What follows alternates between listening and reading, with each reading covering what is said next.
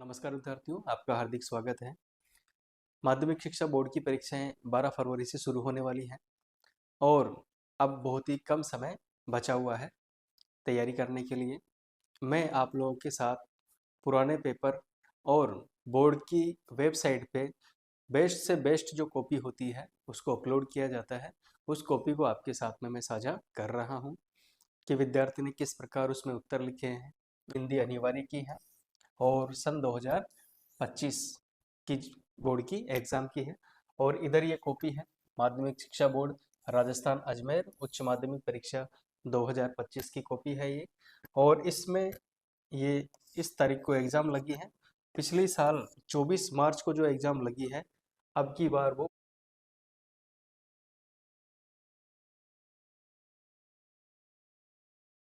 तो इस वीडियो में हम इस कॉपी के सारे प्रश्न के उत्तर किस प्रकार इस विद्यार्थी ने लिखे वो हम इस वीडियो में देखेंगे। तो आप देख सकते हैं 80 में से 80 नंबर इसके आए हैं। ठीक है, और ये पेपर है 80 नंबर का जो 3.25 घंटे का है। ठीक है विद्यार्थियों, ये आपके सामने पेपर और कॉपी है। पहला प्रश्न है जो लिखा है कि निम्नलिखित बहुविकल्पात्मक प्रश्नों के उत्तर लिखिए। यानी इसके अंदर बहुविकल्पात्मक प्रश्न है 16 और हर प्रश्न 1 नंबर का है, वहां लिखा हुआ है। ठीक है, पहला क्वेश्चन है स्टिंग ऑपरेशन किस पत्रकारिता का रूप है। 4 ऑप्शन दिए हैं, खोजी पत्रकारिता, वॉचडॉग पत्रकारिता, एडवोकेसी पत्रकारिता और वैकल्पिक पत्रकारिता। तो इसका सही उत्तर हो जाएगा खोजी पत्रकारिता। यहाँ पर इस विद्यार्थी ने लिखा भी है खोजी पत्रकारिता। ठीक है, दूसरा प्रश्न है जनसंचार के आधुनिक माध्यमों में सबसे पुराना माध्यम कौन सा है। तो सबसे पुराना माध्यम है मुद्रित या प्रिंट माध्यम। यहाँ विद्यार्थी ने लिखा है प्रिंट या मुद्रित माध्यम। दूसरा क्वेश्चन है भाषा की ध्वनियों को जिन लेखन चिन्हों में लिखा जाता है उसे क्या कहते हैं। तो उसे क्या कहते हैं, उसे लिपि कहते हैं। क्या कहते हैं, उसे लिपि कहते हैं। यहाँ विद्यार्थी ने लिखा है लिपि।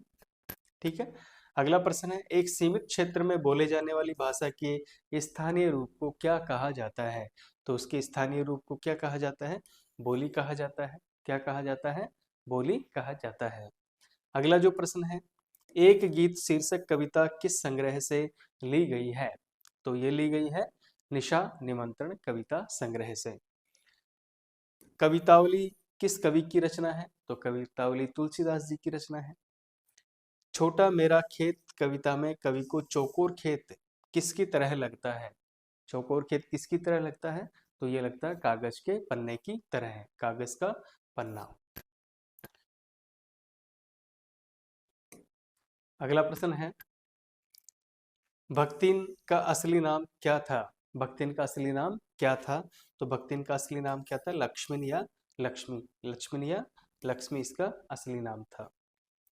भगत जी बाजार चौक में क्या बेचते थे। तो भगत जी बाजार चौक में क्या बेचते थे, चूरन बेचते थे। क्या बेचते थे, चूरन बेचते थे। क्वेश्चन नंबर 9 का सही उत्तर है चूरन। आगे देखते हैं, अगला प्रश्न है लोक प्रचलित विश्वास और विज्ञान के द्वंद्व का सुंदर चित्रण किस पाठ में मिलता है। तो ऑप्शन है काले मेघा पानी दे, भक्तिन, बाजार दर्शन या पहलवान की ढोलक। तो इसका सही उत्तर है काले मेघा पानी दे। काले मेघा पानी दे, क्वेश्चन नंबर 10 का उत्तर। अगला प्रश्न है श्रम विभाजन और जाति प्रथा पाठ किसके भाषण का हिंदी रूपांतरण है। किसके भाषण का हिंदी रूपांतरण है, तो ये डॉक्टर भीमराव अंबेडकर। डॉक्टर भीमराव अंबेडकर। अगला प्रश्न है जो हुआ होगा जुमले में क्या भाव निहित है। जो हुआ होगा जुमले में क्या भाव निहित है, तो इसका उत्तर है जो जो का त्यों स्वीकार कर लेने का भाव। जो का त्यों स्वीकार कर लेने का भाव निहित है। वाई डी पंत का पूरा नाम क्या था। तो वाई डी पंत का पूरा नाम था यशोधर बाबू। क्या था, यशोधर बाबू। ठीक है, ये यहाँ पर उत्तर है यशोधर बाबू। अगला प्रश्न देखते हैं पाठशाला में लेखक की मित्रता किसके साथ हुई। जूझ पाठ के आधार पर बताना है। तो इसका सही उत्तर हो जाएगा क्वेश्चन नंबर 14 का वसंत पाटिल। क्वेश्चन नंबर 14 का सही उत्तर हो जाएगा वसंत पाटिल। अगला जो क्वेश्चन है दुनिया के 2 सबसे पुराने नियोजित शहर माने जाते हैं। तो कौन से माने जाते हैं, मोहनजोदड़ो और हड़प्पा। मोहनजोदड़ो और हड़प्पा। और क्वेश्चन नंबर 16 है, जूझ पाठ के लेखक का नाम क्या है? तो जूझ पाठ के लेखक का नाम बताना है। जूझ पाठ के लेखक का नाम है आनंद यादव। क्या नाम है? आनंद यादव। ठीक है, तो ये 16 बहुविकल्पात्मक प्रश्न थे। रिक्त स्थानों की पूर्ति कीजिए। क्वेश्चन नंबर 2 है, शब्द की जिस शक्ति से किसी शब्द के सबसे साधारण, लोक प्रचलित अथवा मुख्य अर्थ का बोध होता है, उसे कौन सी शब्द शक्ति कहते हैं? तो उसको कौन सी शब्द शक्ति कहते हैं? साधारण, सबसे साधारण, लोक प्रचलित अथवा मुख्य अर्थ का बोध होता है, उसको क्या कहते हैं? अभिधा शब्द शक्ति कहते हैं। क्या कहते हैं? अभिधा शब्द शक्ति कहते हैं। नरेश तो बैल है वाक्य में कौन सी शब्द शक्ति है? तो नरेश एक लड़के का नाम है, एक व्यक्ति का नाम है जो बैल नहीं हो सकता, इसलिए, लेकिन बैल जैसे उसमें क्या है? लक्षण है, तो यहाँ पर लक्षणा शब्द शक्ति है। कौन सी शब्द शक्ति है? लक्षणा शब्द शक्ति है, तो ये लक्षणा शब्द शक्ति है। तीसरा है, पानी गए न उबरे मोती मानस चून। पानी शब्द में कौन सा अलंकार है बताना है। तो पानी शब्द में कौन सा अलंकार है? श्लेष अलंकार है। कौन सा अलंकार है? श्लेष अलंकार है, क्योंकि पानी शब्द में मोती के संदर्भ में चमक अर्थ होता है पानी का, मानुष के संदर्भ में क्या होता है? मान सम्मान होता है, और चून का संदर्भ में जल इसका अर्थ होता है। तो इसमें क्या उत्तर हो जाएगा? श्लेष अलंकार।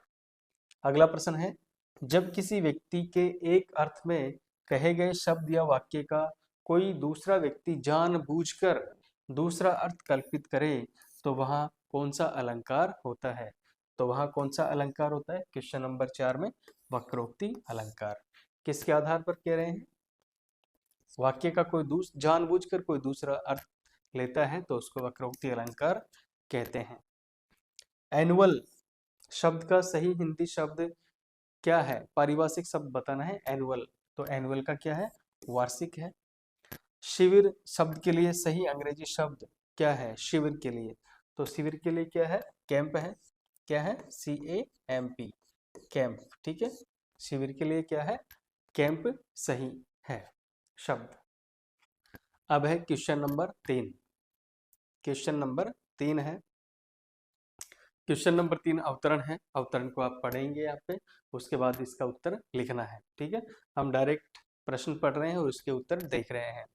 पहला प्रश्न, उपयुक्त गद्यांश का उचित शीर्षक लिखिए। तो इसका उचित शीर्षक है चरित्र बल व चरित्र का महत्व। चरित्र बल व चरित्र का महत्व इसका उपयुक्त शीर्षक है। दूसरा है, मनुष्य का सर्वोत्तम गुण क्या है? तो मनुष्य का सर्वोत्तम गुण क्या है? चरित्र बल मनुष्य का सर्वोत्तम गुण है। चरित्र बल मनुष्य का सर्वोत्तम गुण माना गया है इस पद्यांश में। तीसरा है, चरित्र की शक्ति से मनुष्य क्या क्या कर सकता है? तो चरित्र की शक्ति से मनुष्य अनेकानेक आपत्तियों विपत्तियों और कठिनाइयों का सामना कर सकता है, इनका सामना कर सकता है। और अगला प्रश्न है, उत्तम चरित्र का होना किस लिए आवश्यक है? उत्तम चरित्र का होना किस लिए आवश्यक है? तो उत्तम चरित्र का होना सम्मान पूर्वक और सफल जीवन व्यतीत करने के लिए उत्तम चरित्र का होना नितांत आवश्यक है। किसके लिए आवश्यक है? सम्मान पूर्वक और सफल जीवन व्यतीत करने के लिए उत्तम चरित्र बहुत ही आवश्यक है। अगला क्वेश्चन है, मनुष्य को सच्चरित्र बनने का प्रयास क्यों करना चाहिए? क्वेश्चन नंबर 5 है, तो जीवन को सुख शांति तथा आनंद से भरपूर बनाने के लिए मनुष्य को निरंतर सच्चरित्रता बनने का प्रयास करना चाहिए। सच्चरित्रता के अभाव में केवल बौद्धिक ज्ञान किसके समान होता है? तो इसका उत्तर है, सच्चरित्रता के अभाव में केवल बौद्धिक ज्ञान सुगंधित शव के समान होता है। किसके समान होता है? सुगंधित शव के समान होता है। क्वेश्चन नंबर 4 देखते हैं, अपठित पद्यांश। अपठित पद्यांश है, इसको पढ़कर हमें उत्तर देने हैं। इसमें 6 प्रश्न हैं। पहला प्रश्न, उपयुक्त पद्यांश का उचित शीर्षक लिखिए। तो उचित शीर्षक लिखना है तो मन की एकाग्रता या मन का एकनिष्ठ प्रेम या मन की तृष्णा, ये इसके क्या है? ये तीनों ही क्या है? इसके शीर्षक हो सकते हैं। दूसरा है, जहाज का पंछी उड़कर कहाँ जाता है? तो जहाज का पंछी उड़कर कहाँ जाता है? वापस जहाज पर ही आता है। जहाज का पंछी उड़कर कहाँ जाता है? वापस जहाज पर ही आता है।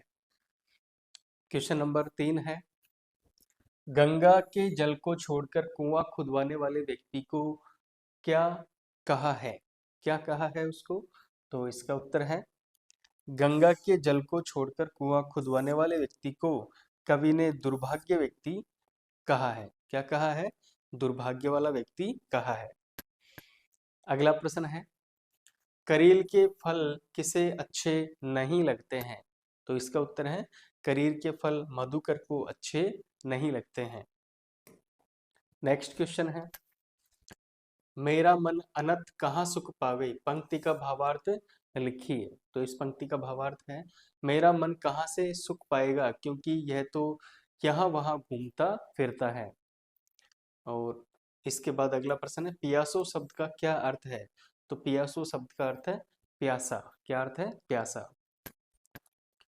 समाचार लिखते समय कितने ककारों को ध्यान में रखा जाता है? परिचय दीजिए। तो समाचार लिखते समय कितने ककारों का ध्यान रखा जाता है? 6 ककारों का ध्यान रखा जाता है। निम्न ककारों का ध्यान रखा जाता है, क्यों, क्या, कब, कैसे, कहाँ और कौन। ये 6 ककार होते हैं जिनका प्रयोग समाचार लिखने में किया जाता है। किसमें किया जाता है? समाचार लिखने में किया जाता है। अगला प्रश्न है, अच्छा तो ये ठहरा ड्रेसिंग गाउन, कहते हुए उसकी आंखों में नमी चमक गई। सिल्वर वेल्डिंग पाठ के आधार पर उपयुक्त कथन के भाव को संक्षेप में लिखिए। तो यहाँ विद्यार्थी ने इसका उत्तर लिखा है, अच्छा तो यह ठहरा ड्रेसिंग गाउन, कहते हुए उनकी आंखों में नमी चमक गई। इसका अर्थ है कि क्योंकि वे कभी दूध लेने जाते या पूजा पाठ करते तो ड्रेसिंग गाउन पहनकर जाया करते थे। उनके बड़े बेटे भूषण ने यशोधर बाबू को सिल्वर वेल्डिंग के दिन ड्रेसिंग गाउन उपहार स्वरूप दिया, जिससे उसकी आंखें नम हो गई, जिससे उन्हें लगा उनका बेटा खुद दूध न लाकर मेरे लिए ऊनी गाउन लाया है। ठीक है, तो ये विद्यार्थी ने इसमें उत्तर लिखा है। अगला प्रश्न है इधर, पहले दिन ही कक्षा में बैठने पर लेखक का मन खट्टा क्यों हो गया? जूझ पाठ के आधार पर लिखी है। जूझ पाठ के आधार पर बताना है। तो इसका उत्तर लिखा है विद्यार्थी ने। ये कितने नंबर का है? 2 नंबर का क्वेश्चन है।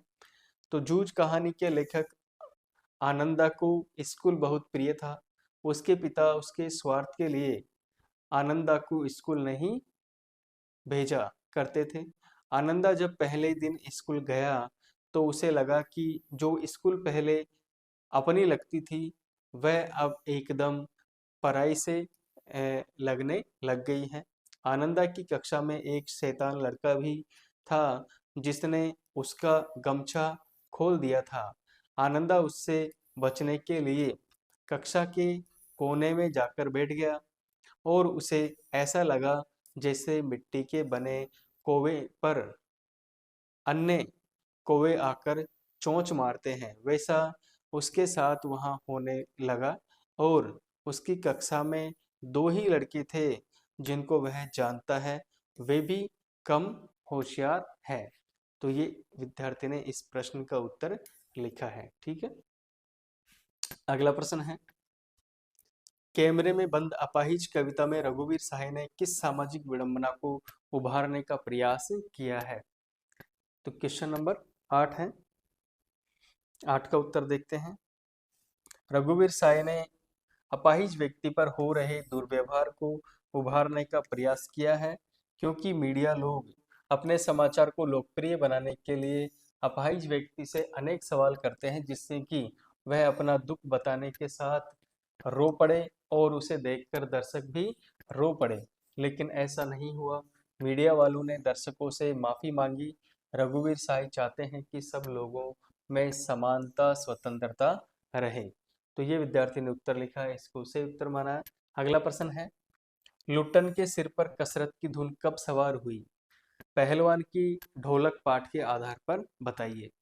तो इसका उत्तर लिखा है यहाँ पे विद्यार्थी ने, लुट्टन के सिर पर कसरत की धुन। जब लुट्टन के माता पिता की मृत्यु हो गई थी तब वह अपनी विधवा सास के पास रहा करता है। विधवा सास ने उसका पालन पोषण किया। वह गाय भैंस का दूध पीता तथा कसरत करता रहता था। विधवा सास का अपमान करने वाले लोगों से बदला लेने के लिए वह कुश्ती सीखता था। कुश्ती सिखाने वाला कोई गुरु नहीं था, यही ढोल था जिससे उसने दांव पेच मारना सीखा था। तो इस पाठ में इस प्रश्न में बताया कि लुट्टन के सिर पर किस प्रकार कसरत करने की धुन सवार हो जाती है। खंड से, अब कौन सा खंड चला है? खंड से चला है। खंड से के अंदर क्वेश्चन नंबर 10 से 14 तक के प्रश्न है, 10 से 14 तक, और ये 60 से 80 शब्दों में इनका उत्तर लिखना है। और इसके अंदर अथवा में भी प्रश्न दे रखे हैं, यानी 2 प्रश्नों में से आपको एक करना है। यहाँ पर विद्यार्थी ने दूसरे जो प्रश्न है, अथवा वाला जो प्रश्न है, इसका उत्तर लिखा है। तो बाजार का जादू कैसे काम करता है, बाजार दर्शन पाठ के आधार पर बताइए। तो इसके आधार पर बताना है। तो बाजार में अनेक आकर्षक व चमकदार वस्तुएं होती है जिनको देखकर ग्राहक उन्हें लेने की चाहत में रखा जाता है।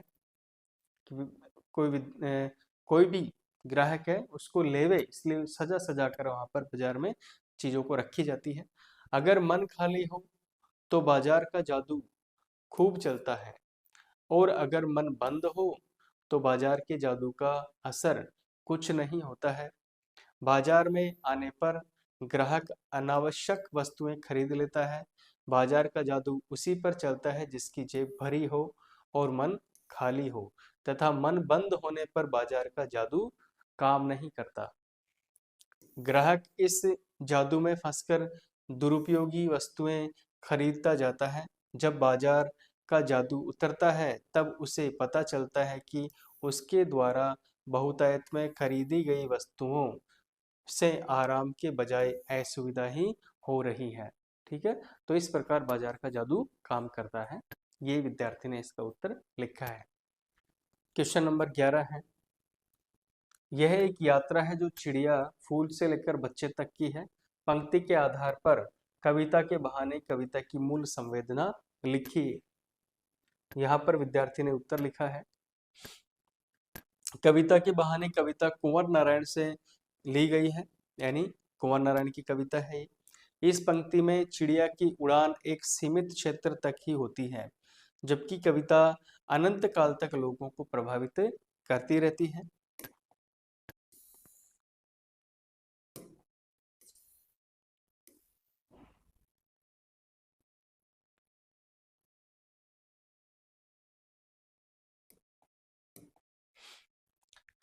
उसी प्रकार फूल भी कुछ दिनों तक अपनी सुगंध बिखेरता है, उसके बाद मुरझा जाता है। उसके बाद मुरझा जाता है उसके बाद मुरझा जाता है, लेकिन कविता अनेक देश काल तक लोगों को आनंदित करती है।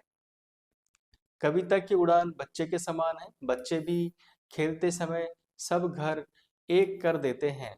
वे किसी विशेष घर तक सीमित नहीं रहते, बल्कि सभी घरों को अपने खेल का स्थल बना लेते हैं। वे खेल में जाति रंग भेद नहीं देखते हैं। चिड़िया की उड़ान एक सीमित क्षेत्र तक ही होती है, क्योंकि चिड़िया एक से दूसरे घर तक ही उड़ सकती है। अतः चिड़िया की तुलना कविता से नहीं की जाती। बच्चे से कविता की तुलना करना सत्य है।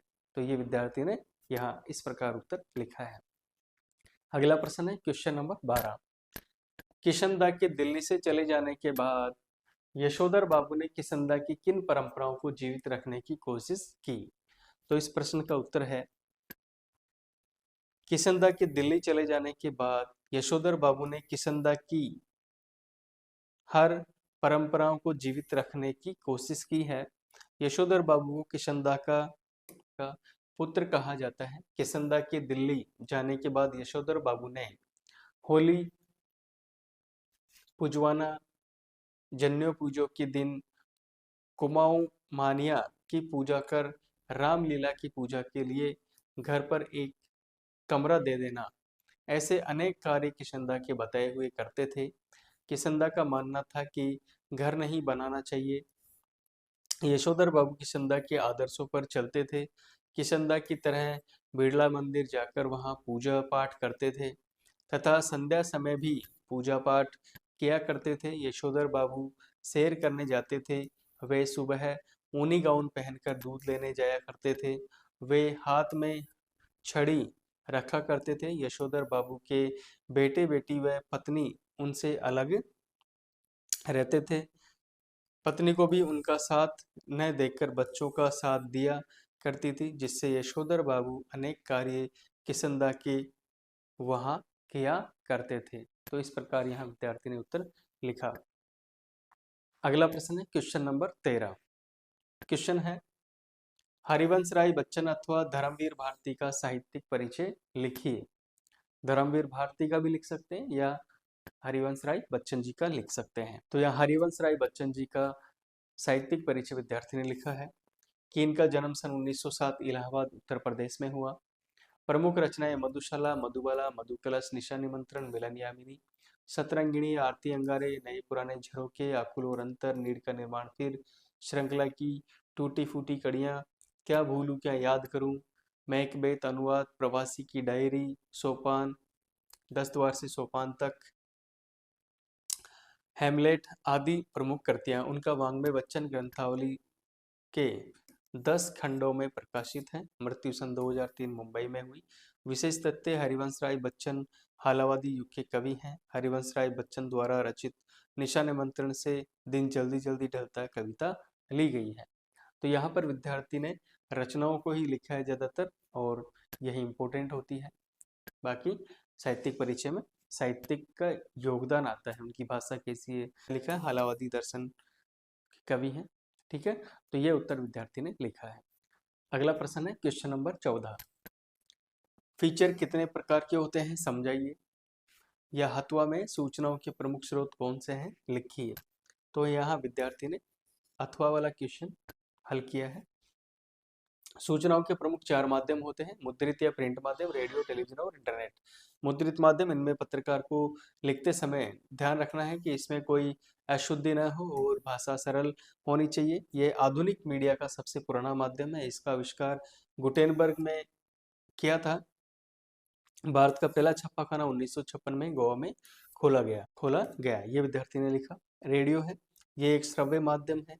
इसमें व्यक्तियों को निश्चित समय पर रेडियो को सुनना पड़ता है और सुनने के बाद समझना नहीं पड़ता। इसमें व्यक्ति को समाचार सुनने के पश्चात समझने का समय नहीं मिलता है और बीच में वार्तालाप नहीं होती है। टेलीविजन के बारे में ये एक दृश्य व श्रव्य माध्यम है। इसमें लोग देख व सुन सकते हैं।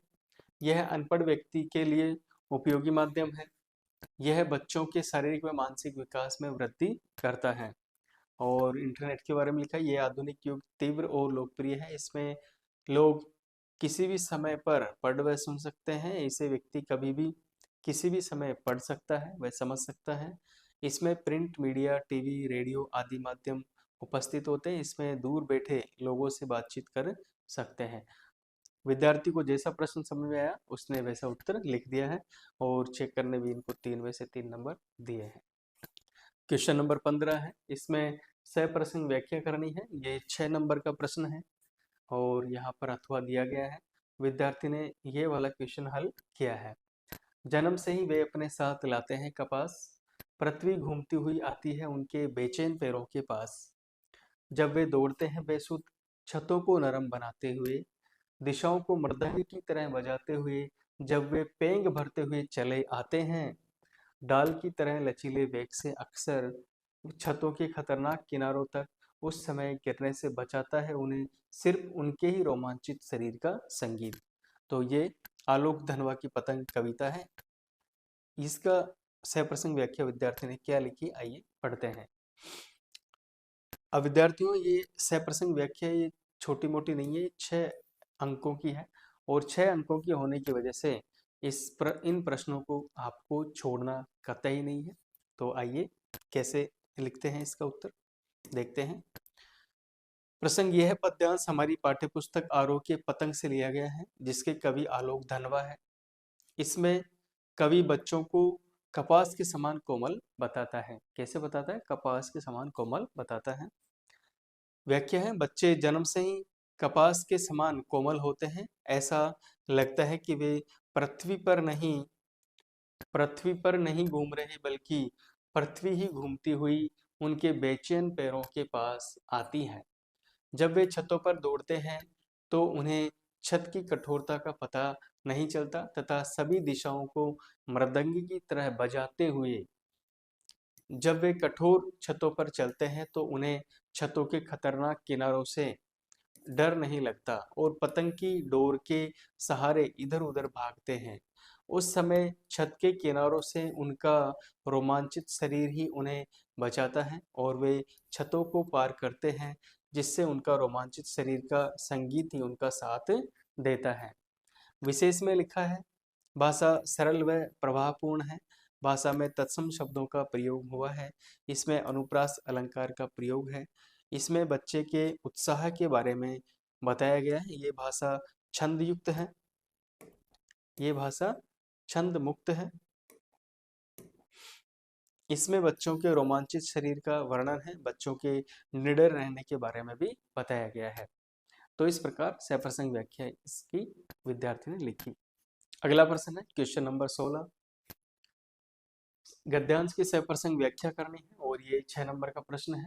ये सिरिस के फूल से है और दूसरा है अंधेरी रात चुपचाप आंसू बहा रही थी।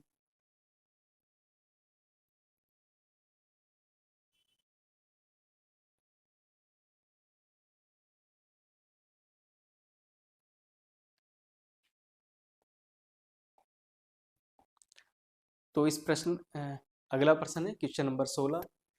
इसमें भी गद्यांश की सप्रसंग व्याख्या करनी है और यहाँ पर विद्यार्थी ने इसकी सप्रसंग व्याख्या की है। तो क्या उत्तर लिखा है यहाँ पर हम देखते हैं। प्रसंग ये गद्यांश हमारी पाठ्यपुस्तक आरोह के सिरिस के फूल पाठ से की गई है। इसके लेखक हजारी प्रसाद द्विवेदी है। प्रस्तुत गद्यांश में सिरिस के फूल भीषण गर्मी में भी मदमस्त रहता है, इसके बारे में बताया गया है।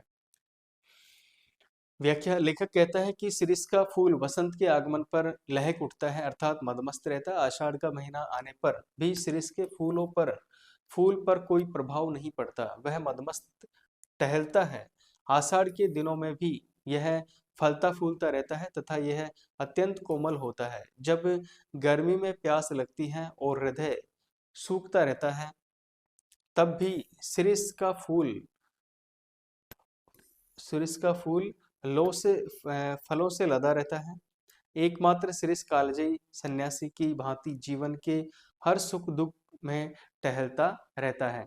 ये विद्यार्थी ने लिखा है। यहाँ फिर विद्यार्थी ने विशेष लिखा है। विशेष लिखा है, भाषा शैली सरल व सुबोध है। भाषा शैली वर्णनात्मक और विवरणात्मक है। इसमें लक्षणा शब्द शक्ति का प्रयोग हुआ है। यह मुहावरेदार भाषा शैली है। इसमें तद्भव शब्दों का प्रयोग हुआ है। सिरिस का फूल भी कालजयी अवधूत की भांति बताया गया है। सिरिस का फूल भीषण गर्मी में भी मदमस्त रहता है। तो यहाँ पर भी इस विद्यार्थी को 6 में से 6 अंक मिले हैं। 6 में से 6 अंक मिले हैं। अगले प्रश्न की तरफ बढ़ते हैं। Question number 17। क्वेश्चन नंबर 17 में अथवा दिया गया है। इसमें हमें निविदा लिखनी है और एक में विज्ञप्ति लिखनी है। तो विद्यार्थी ने क्या किया है, यहाँ पर विज्ञप्ति वाला क्वेश्चन किया है। माध्यमिक शिक्षा बोर्ड उत्तर प्रदेश द्वारा पाठ्य पुस्तक विक्रेताओं को बोर्ड कार्यालय इलाहाबाद में पंजीयन करवाने हेतु विज्ञप्ति लिखिए। तो विज्ञप्ति कैसे लिखी है विद्यार्थी ने? यहाँ राजस्थान सरकार माध्यमिक शिक्षा बोर्ड उत्तर प्रदेश क्रमांक लिखा है, दिनांक लिख दिया है। विज्ञप्ति, समस्त पुस्तक विक्रेताओं को सूचित किया जाता है कि माध्यमिक शिक्षा बोर्ड उत्तर प्रदेश द्वारा पाठ्य पुस्तक जो विक्रेता पुस्तक है वह अपनी विक्रेता पुस्तक बोर्ड कार्यालय इलाहाबाद में पंजीकृत नहीं करवाई है तो पुस्तक नहीं भेजी जाएगी। जिन्होंने पाठ्य पुस्तक विक्रेताओं ने पंजीकृत नहीं करवाया है वे दिनांक 24 मई 2023 को पंजीकृत करवा सकते हैं। ये तारीख कैसे लिख दी है यहाँ पे, ठीक है, भव दिए और यहाँ पर हस्ताक्षर कर दिए हैं। यहाँ पर विद्यार्थी को पूरे 4 में से 4 नंबर दिए गए हैं। अगले प्रश्नों की तरफ बढ़ते हैं। अगला प्रश्न है क्वेश्चन नंबर 18। निम्नलिखित विषयों में से किसी एक विषय पर लगभग 300 शब्दों में निबंध लिखिए। तो यहाँ विषय है वैवाहिक उत्सवों में बढ़ता दिखावा, हमारे बुजुर्ग हमारी धरोहर, मेरा पहला शैक्षणिक भ्रमण, या बढ़ती सड़क दुर्घटनाएं कारण और निवारण। इनमें से विद्यार्थी ने यहाँ पर हमारे बुजुर्ग हमारी धरोहर इस पे निबंध लिखा है। देखते हैं विद्यार्थी ने क्या लिखा है। प्रस्तावना बुजुर्गों का महत्व, बुजुर्ग हमारी धरोहर, बुजुर्ग का आदर संस्कार और उपसंहार। प्रस्तावना लिखिए। हमारे बुजुर्गों का हमारे जीवन में अति महत्वपूर्ण स्थान है। बुजुर्गों से हमें अनेक संस्कार मिलते हैं। बुजुर्गों का हमारे जीवन में अस्तित्व है। उनको बिना हमारा यहाँ कुछ भी नहीं है। हर जगह हमारे साथ रहते हैं और कठिन परिस्थितियों में हमारे साथ खड़े रहते हैं। हमें हमारे हित के बारे में और हमारे आगे बढ़ने की सलाह देते हैं। आगे लिखा है विद्यार्थी ने बुजुर्गों का महत्व। तो हमारे दादा दादी नाना नानी आदि हमें अनेक संस्कारों से जोड़े रखते हैं। हमें हमारे संस्कारों के बारे में जानकारी देते हैं और हमारे यह तीज त्योहार कैसे मनाते हैं, उनका हमारे जीवन में क्या महत्व है, और ये सब हमें बताते हैं। ये सब हमें बुजुर्गों द्वारा अन्य ज्ञान प्राप्त होते हैं। बुजुर्ग हमें प्राचीन सभ्यता का व इनसे जुड़ी हर बात का ज्ञान देते हैं, जिससे हमारा उनके प्रति और लगाव बढ़ जाता है। अधिकांश संयुक्त परिवार में यह सब संभव है, क्योंकि एकल परिवार में अधिक संख्या में जिसमें दादा नहीं रह सकते, इसलिए ऐसा कहा गया है कि हमारे बुजुर्ग हमारी धरोहर है। बुजुर्ग हमारी धरोहर। बुजुर्ग लोग उन्हीं घरों में रहते हैं जिनमें अभी भी संयुक्त परिवार हैं। बुजुर्ग लोगों से हमें ज्ञान प्राप्त होता है। वे अनपढ़ होते हुए भी हमें हर चीज का ज्ञान कराते हैं। एकल परिवार में नई पीढ़ी बुजुर्गों को अपने पास न रखकर वृद्धाश्रम भेज देती है, ताकि उनकी सेवा न करनी पड़े। बुजुर्ग लोग हमें हमारी संस्कृति से जुड़ी हर बात बताते हैं, जिससे हम काबिल बन सके, तथा अन्य लोगों का जो हमसे बड़े हैं उनका आदर सम्मान करना चाहिए। उनके बिना हमारी उस दुनिया में कुछ भी नहीं है। और बुजुर्गों का आदर सत्कार, ये इस पॉइंट में लिखा है, हमें सब लोगों के साथ आदर सम्मान करना चाहिए तथा बुजुर्गों को आदर करना चाहिए। वह उनके साथ दुर्व्यवहार नहीं करना चाहिए। कभी भी उनके साथ दुर्व्यवहार नहीं करना चाहिए जिससे उनको ठेस पहुंचे। बुजुर्गों का अपने जीवन में महत्व है तथा बुजुर्गों के बिना हमारा दैनिक जीवन में कोई महत्व नहीं है। बुजुर्गों का हमें कभी अपमान नहीं करना चाहिए जिससे उनको पीड़ा हो। वह उनके आत्मसम्मान पर ठेस पहुंचे, ऐसा काम भी नहीं करना चाहिए। बुजुर्गों का हमारे जीवन में अत्यंत महत्व है। अंत में फिर विद्यार्थी ने उपसंहार लिखा है। हमें हमारे जीवन में बुजुर्गों को समझना चाहिए और उनकी बातों को जीवन में उतारना चाहिए। जो हमें सिखाते हैं उनकी सच्चाई का मार्ग अपनाना चाहिए। अन्याय व किसी के साथ बुराई नहीं करनी चाहिए। बुजुर्ग है तो हमारे संस्कार हैं, बुजुर्ग है तो हमारी प्राचीन संस्कृति है। ये इन्होंने विद्यार्थी ने स्लोगन भी लिखा है। ठीक है, यहाँ पर पूरा बोर्ड का पेपर सॉल्व हो जाता है। तो विद्यार्थियों, हमने बोर्ड का पूरा पेपर बोर्ड की ओरिजिनल कॉपी के आधार पे यहाँ पर उत्तरों को हमने देखा। वीडियो आपको पसंद आया होगा। पसंद आए तो लाइक करें और चैनल को सब्सक्राइब करें। बहुत बहुत धन्यवाद।